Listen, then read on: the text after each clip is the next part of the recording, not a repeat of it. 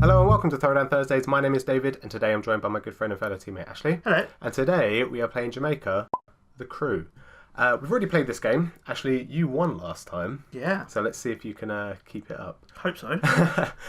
So this is the expansion to the base game, which adds crew elements. So when you land on a port, you pay your normal coinage, your doubloons, and then you can pick up a crew member, which we'll explain as we go along. So actually, we're just looking at your hand. It's not looking too bad, but you don't really want to move from the beginning, or do you? Well, it depends how other people play. If other people are not going to move, then you kind of want to get out of there. But yeah, it's just one of them things. You just got to take a risk sometimes. You just got to go for it. And I'm going last, so at least I get to see what unfolds. Yeah, exactly. And you're moving on your nighttime action as well. So even if everyone moves forward once on the daytime, you're moving one extra because it's 5, isn't it? Yeah. So you won't land on anyone. Unless, obviously, someone does the same thing as you, which I think Natalie has done. So she's taken the first crew member. So she pays, I think it was 3 she paid. Yeah. And she picked up the one that allows her to skip her movement that where she moves backwards. Yeah. Which I think is pretty good. Yeah, I think it's a pretty good card. I think. So yeah, you're looking to fight her on this one, which you're going to do. So obviously you've got no cannon, so you roll your 2. And Natalie rolls... Instant death. Instant death. So she's going to go ahead and take your Mountain of Gold. I think it was 4 or something around then. So who's this? This is you now, isn't it? Yeah, no, of course. Yeah, you've just taken this one out of the other 2 because there was the one there where you could get an additional resource. Yeah. Was that the one? Yeah, it was. Yeah, that was the one. But you decided to go for the attacking one anyway, where you can attack front or back. Yeah, adjacent. Yeah, I just thought it would be very helpful during the game just to attack people because when I go into battle with him, and it's an adjacent tile, then if I lose, I don't actually lose anything. Yeah. But I don't gain anything either when I win. But I force the opponent to discard something from their like cachet of so stuff. They're like depleting their load, aren't they? So hopefully they'll won't be able to pay things and go back, etc. So you're stocking up at the moment on cannons and gold. So obviously at the beginning. Last time you said you would always try and focus on the treasures, and sometimes it doesn't work out like that, does it? Yeah. So I think James has got the most treasure at the moment. He's got 2, and it looks like he's got a move back space as well for his nighttime action after he finishes his attack with Natalie. And he lands again on another treasure, so that's 3 already. So that's looking quite bad. Also, with this expansion, there's new treasures in this one. It gives you all plus treasures pretty much, and then a couple. I think it's 3 negative treasures. There's also the 12 diamond gem as well. So whilst you have that, it's face up, so everyone will start probably attacking you for that one. So it'd be nice if we can see that. So I've kind of made not a misplay on my part, but I got a space behind you. So before you even flip over your card, you say, I'm attacking you. Yeah. And if I win on this one, but that just means I protect myself. But I've wasted my cannons to try and protect myself. Yeah. And now you get to move ahead, and you've done nothing basically. You didn't waste any turn, you just made me use my cannons. And unfortunately, you couldn't pay for the space. So you go back, and you've got all your cannons. Roll an 8, 4, 12, and then take all my gold back. So that's kind of annoying. So you've taken all my gold. All I've got is food at the moment, and you've got pretty much everything other than the treasures and the cannons. Yeah, I'm doing not too bad at the moment. Obviously falling behind Natalie and James, but we saw how that worked last time though. That's it. They were like maybe 12, 13 spots ahead of you before, and you just skyrocketed and won in the end. So Natalie stops at a port. She picks up the one that allows her to preempt what dice she's going to use so she can pick a dice. However, I told her it was a different one. I told her it was the one where you can choose to use the daytime dice as the nighttime dice and vice versa. So for her first turn, when she's able to use this, she doesn't actually use it because she thinks it's a different ability. So I feel really bad at the moment because obviously she's not using it to the best of its ability. Yeah. I think, does it get to a point where it only happens maybe once she could have used it? It was only once she could have used it, yeah. And she didn't use the other ability of being able to swap the dice, so that's absolutely fine. Yeah. So really it's just one turn when she's the captain, she doesn't use it in the future rounds. So James goes ahead. I'm falling behind, unfortunately. And you picked up another red guy. All the red ones are like attacking ones. This is the one that allows you to re-roll the action dice. Yeah, either yours or theirs. Oh yeah, either one of the two. Which again is quite useful. So you're going to be trying to get in front of people, get behind people, and start attacking them, making them drop all their stuff. And not only that, the roll dice is quite a good protection as well. Because if you're under attack, then you can just make them re-roll. Yeah, that's it. So hopefully protect it or get higher for yourself. It all depends, doesn't it? Again, there's no real goal that you're aiming for maybe the treasures. But other than that, it's just basically what you're dealt with, isn't it? Yeah, well, I was quite excited to get some crew members actually onto my boat this time round. So I was actually kind of focusing a bit more on the ports and getting to them. And yeah, for the first time in Jamaica, I didn't really focus on the treasure, which was quite weird for me. But all the dice so far, they've all been low rolls, and I just haven't been able to push forward with these like really low rolls. So at the moment, a lot of them are just getting resources as well. Yeah. So you don't really want to wait for the resource. So James actually does a really good move right now. He picks the one allows him to swap his gunpowder and his gold, and he uses he lands on a port for a second time on his turn, and he spends his gunpowder to pay for Calypso. And this was a scary bit because he had 4 treasures at this point. And when you pick up Calypso, if you have all 3 of the negative treasures, you instantly win. Yeah. It was quite a tense moment at that point, wasn't it? Yeah. When he was passing it over to him, he was just waiting for him to say, "I've got all 3." At this point, how many would you say he has to pick up Calypso? Well, if he's definitely got Calypso, then he's definitely gone for 2. Yeah. If he hasn't got 2, then I'd be surprised because it's a bit of a risky game if you've only got 1. Yeah. And you need to try and find the other 2. Exactly, because Natalie's got 1 as well. You don't know if the others are in the deck as well. Yeah. But we know that he's definitely got 2 at least, I would say. So it's quite scary at this point because any moment, look, there's a treasure right in front of him, and all 3 of you are pretty close to getting it. So Natalie, he goes last this turn. So yes, he does. So which is very important. Unlikely for me to get it, but Natalie, she's already spent her turn. But you've got your double gold as well. So unless he puts down a forward, he could actually get this one, which is quite scary. So you put the double gold. I think it's quite good that you've stacked up on your gold now because you've got a couple of ports up here, which you might be able to get a few of the crew members. Yeah. So far, do you feel like these 2 are pretty good? The ones that you got, the attacking ones? Yeah, I'm quite happy with these 2 attacking ones. People are scared to get near me. Yeah, I was definitely scared about the whole thing. Yeah. So you put for your double movement. So you got a 3 and a 4, and you've got 7 gold. So you're going to land here and pay 5 and go ahead, unless you go the long way around, which is landing on... Who's that? Oh, you landed on blue. That's Natalie. Yeah. Which you decide to do. So you're going to go and attack her. So you've got 0 cannons. Let's see what you roll. You roll a 4, and you decide to re-roll. Yeah. Pretty low number. And then you roll a 6. So let's see what Natalie's going to do. And she pays for the 6. We should get... she got 11. So she smashes you on that one.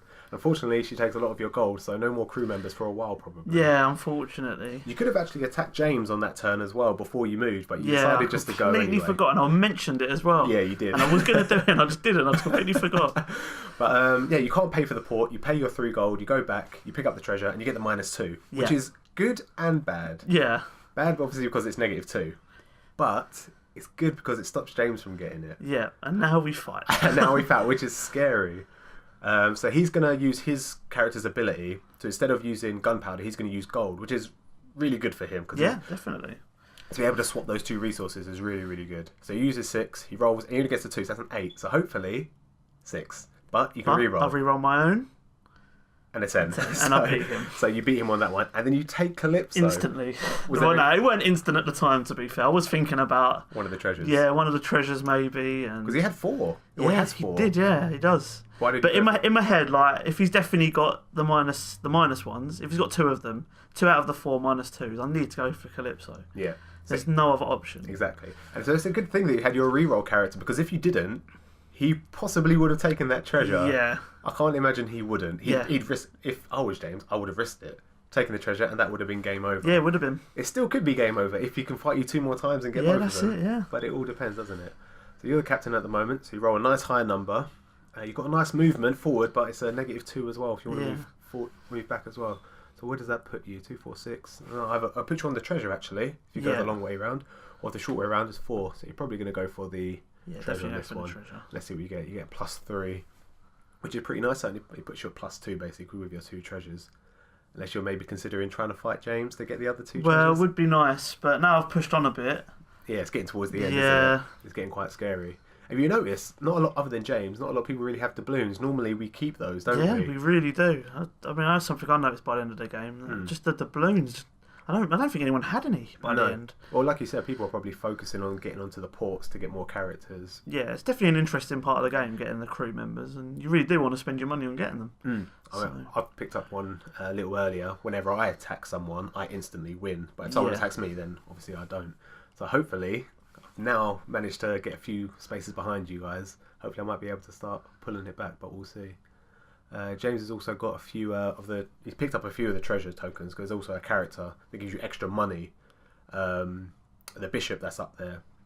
For every treasure that you've collected this turn, it gives you 2 gold, which is really, really nice. So he picks up another crew member that allows him to move an additional space forward or back, depending if he plays it or not. So at the moment, things are looking okay. If you can get over and to Port Royal, this is the other thing about the crew members. Each of them have points at the end of the game. If you get to Port Royal, you get the top points, which is the golden one, and if you don't make it, then you get to the bottom one. So Calypso's worth 6, but 0 if you don't make it. Yeah. So it looks like you and Natalie got into a little bit of a battle there, and she unfortunately took your +3. Yeah. Which is a little bit unlucky, isn't it? And then I land on you, and I decide to take your reroll guy. Yeah. Only because we're getting towards the end of the game, and I think if I took the other one, then I would have got -3 if I didn't make it to Port Royal. That's the thing. Yeah. Some of them are negative points, aren't they? So you have to. They're good during the game, but towards the end, you might want to get rid of some of them. Oh, 100%. Yeah, I mean, it's definitely a good shout going for the reroll guy. Yeah, because my guy as well. If I don't get to Port Royal, I get -3. Same with your one. Yeah. So obviously during the game, their key focus and ability is during the game. Yeah, that's it. Yeah. And just get rid of them afterwards. I see Natalie's made it over the line and then back again. Which unfortunately, she goes back again. She can't pay. She gets another treasure. I think there's only one more treasure left. Someone could still get that one, to be fair. Every game I feel like we played, the treasures are always go, pretty much. Let's see. This is me. So I think I play exactly the same card. So I'm going to go straight for Natalie on this one. And because I'm attacking her, it allows me to basically instantly win. So I'm just going to take that one from her. Nice move forward. Well, stops you from moving backwards.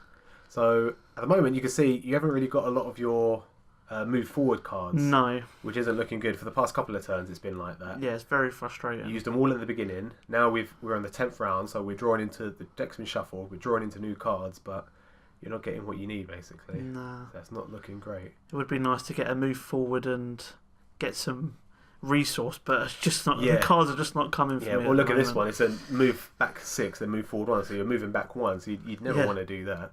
You get a move forward, so that's good. But me and Natalie already passed the red line, and I put a 6 down. So this could possibly be the last round. Possibly not. But you put down your forward anyway. Even if you do get there, does that allow you to want to? Yeah, it does allow you, but you haven't got enough coins to pay. Yeah, that's it. You'll have to go back, unfortunately.